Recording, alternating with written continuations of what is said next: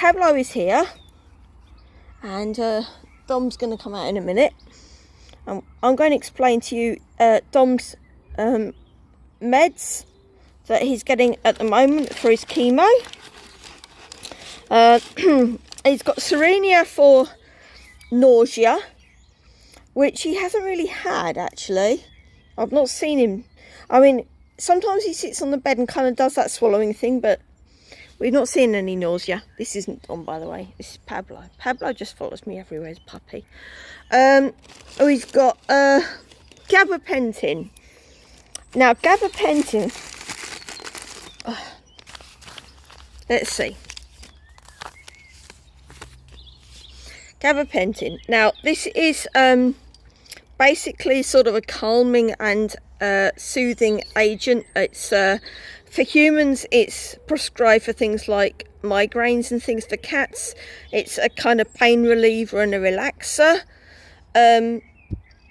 So he's got that. The thing that he mostly has got a lot of, and we started in with this months ago, this regime, is prednisolone. Ooh, I can't see this. Now, what happened with prednisolone before was... Oh, here he is. Hi, Dom. What happened with prednisolone before is that it helped... it just felt like eating more, and it seemed to decrease the anti-inflammatory things. It also has, if you look it up on some vlogs, vet vlogs, it does have a lymphoma-reducing property and an anti-inflammatory property. And he's got it in his guts, which is quite common for cats. As you can see, he's actually behaving like his normal self. He's really, really skinny, and he's got the trots, and it's a really, like, cleaning the litter tray out is like a full-time job at the moment. But when he first went on Preds, it actually calmed his guts down, and he was producing something a bit more like a normal turd. But now we don't really know. So I don't exactly know what's in his chemo medication. Well, I will try and find out about that, but he's doing it once a week. And the other things that I've prescribed for him is just to keep him going. He's really hungry. He's eating a lot. He's eating like a cat that's got worms. I know he hasn't got worms because he's had worm medication. But you know, if you've got a cat and it eats and eats and eats, and like you barely got the packet open, it's sad actually, because he is so skinny. There was a time like a couple of months ago where he was eating... Oh no, he's going to have a crap in the garden. I think we're going to have to pull away from this at this point. Yeah. Yep, Nimby's marking his territory. Okay. So there's some ash that I put down there to fertilise the plants, and I think Dom's about to do his own fertilisation, which is lovely. I'd rather he did it there in the vegetable patch. So I'll put some links below about some useful information about... Look at him. Oh, bless.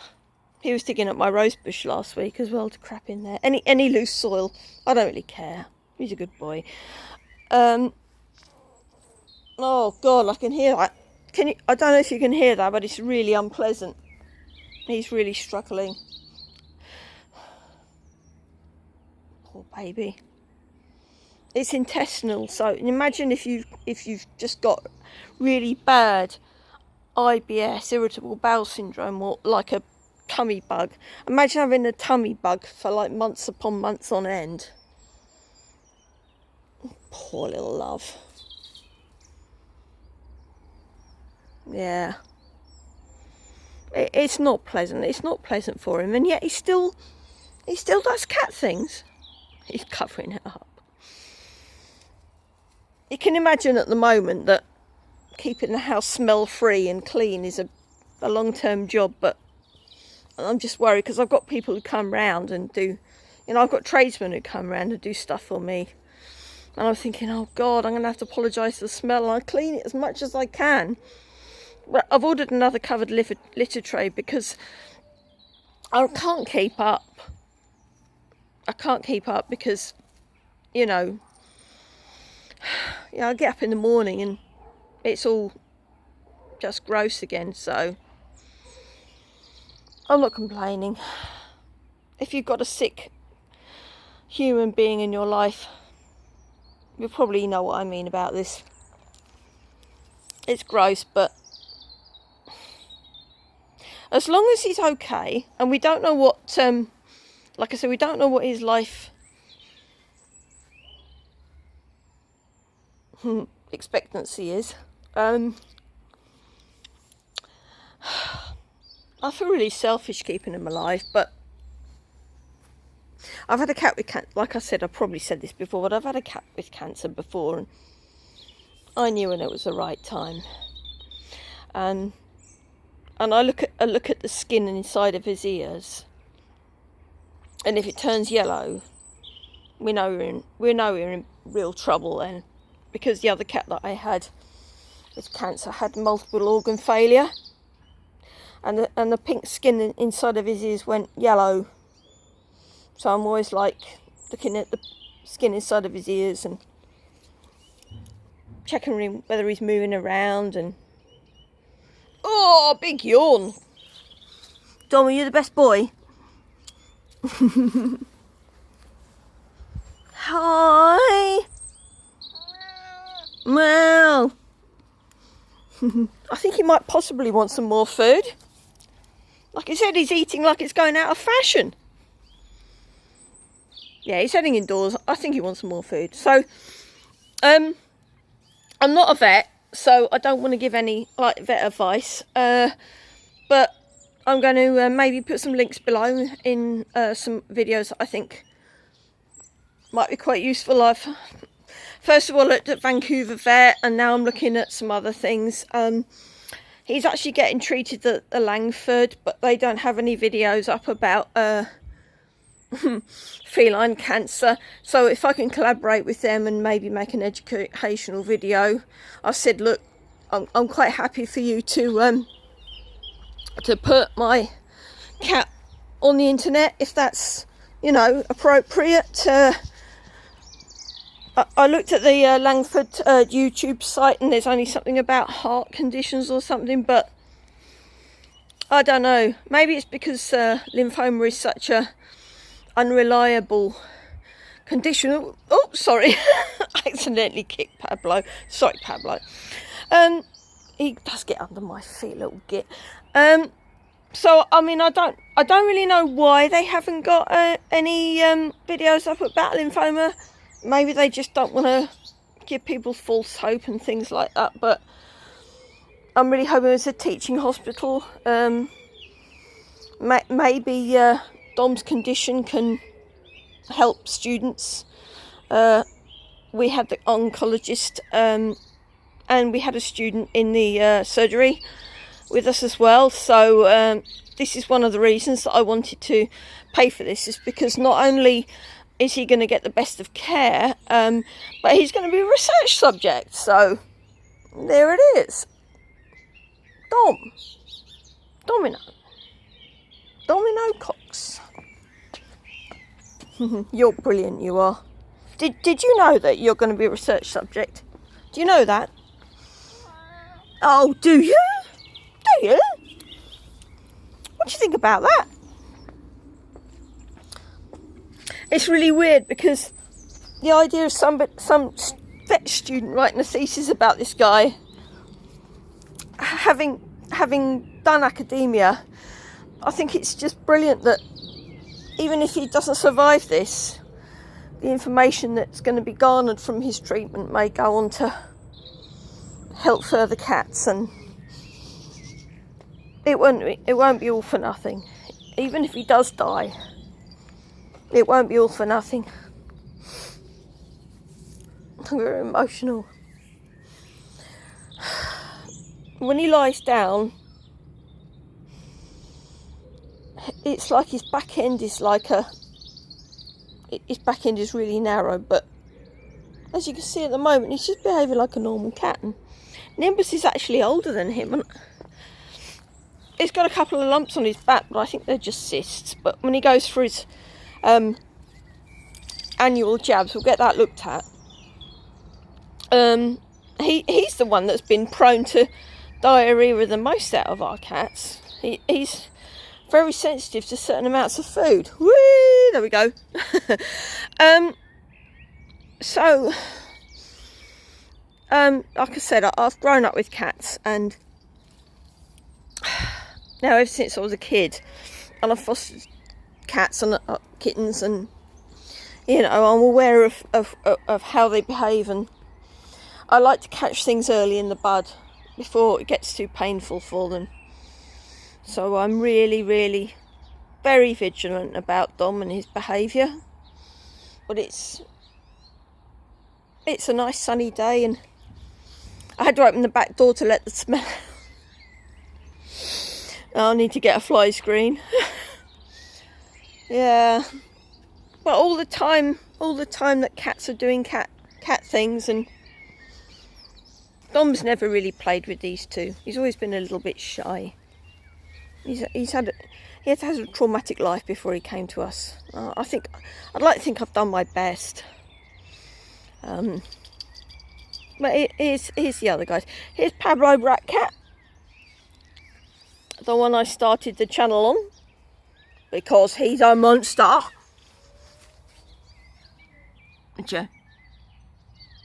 He's a mushy boy. I might do a video about the pros and cons of owning a Tonkinese, because he's my third one now. I would never have another pedigree. I would never have a pedigree breed if it wasn't for him, because you know, like dogs, cats can be inbred and have horrible health issues. But his bloodline is reared by a vet near Cheltenham, and he's probably the most calmest, well balanced, healthiest tonk we've had, touch wood. The first one we had was a rescue. We didn't even know it was a tonk. I don't know if there's probably videos about Al, and then we found out what breed he was. Well, I mean, it was estimated what breed he was, and then Al passed away, and then we got Mojo, because we thought, oh well, if Al's a tonk and he's cuddly, then maybe we should get another one. And it wasn't a selfish idea, really. It was more like, because I've got anxiety, I wanted a cat that was really cuddly, and tonks are really cuddly, and reminded me of the cats I had when I was growing up, and I had a traumatic childhood, so it was really important for me to get the cats that were no. Dom and Nimbus are playing. See, he's still running around. It was important to me personally to get a cat that was like the cats I grew up with, that were affectionate and cuddly, and but I mean, I would never not rule out the idea of having rescue cats. It's just the last couple of rescue cats I've had, well, the only rescue cats I've adopted, is unfortunately died of cancer, and I don't want to put people off getting rescue cats. I'm sure there's plenty of rescue cats. I've got a longevity, but at least we gave them a good life when we had them.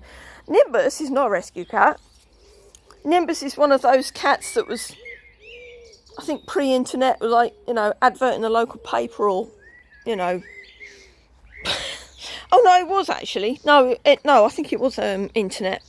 You were an internet cat, and he was advertised as being like the Whiskers cat, but he's not. He's a crossbreed.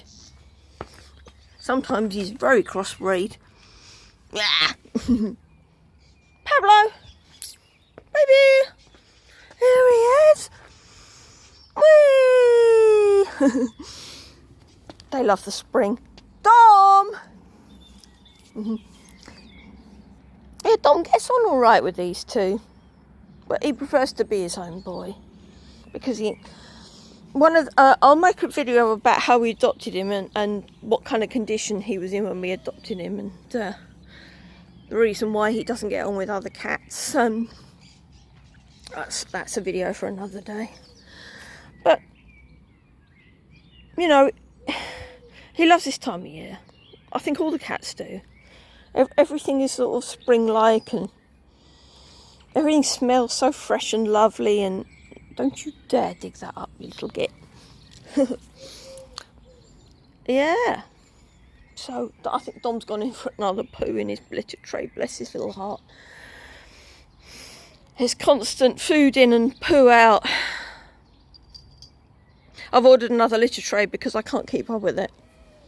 I mean, we've got 3 cats, and they have to come indoors at night time, so we can't have like filthy litter trays overnight. So I've bought a load more litter and another litter tray, covered one, with a flat and a charcoal filter, so hopefully it doesn't smell too much. I mean, I'm not saying this is inconvenient. I'm just saying that it's, you know, for the sake of my own hygiene. And talking of hygiene, I'm not allowed to let Dom lick me, which is really sad, because one of the favourite things he does is like licking his humans.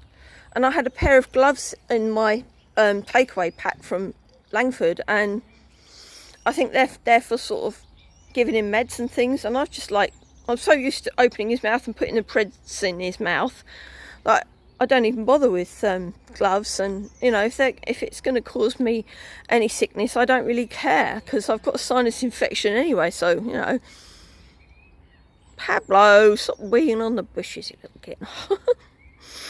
I mean, between me and Dom, we've got like so many boxes of meds, it's hard to keep track of what we've got. And I'm going to take the washing in now, because it's getting on. And oh no, get out of there,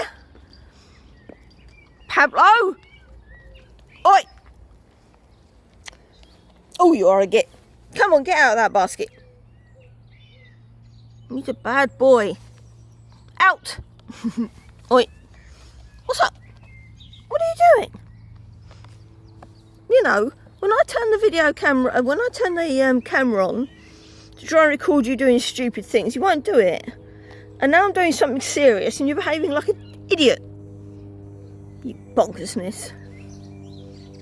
I think it's because it's early evening now, and the gnats are coming out, and I think there's so many things flying around in the air, they just get a little bit excited. Anyway, I think Dom's gone inside. He's going to probably curl up on my bed. I've got an extra blanket on there, so if he does get any ickiness on his paws, it won't go onto my bedding. Dibus is checking out the greenhouse. I've left a something for him to sleep on in there, which is my dad's old shirt, which he's probably going to go and sit on when he's tidying up in there. You see, right at the back there is my dad's old gardening shirt, and I think he would have approved of us using it as a cat bed. He was very much a cat bloke. Unfortunately, he'd got so mentally ill by the time we'd got our own cats, he didn't really appreciate the sharing of our cat adventures, which is a bit of a shame.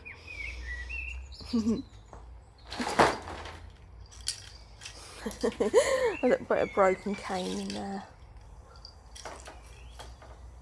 Would you believe that Nimbus is 13 years old and he still behaves like a kitten?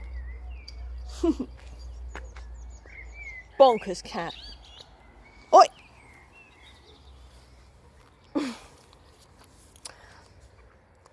Pablo! Come out there!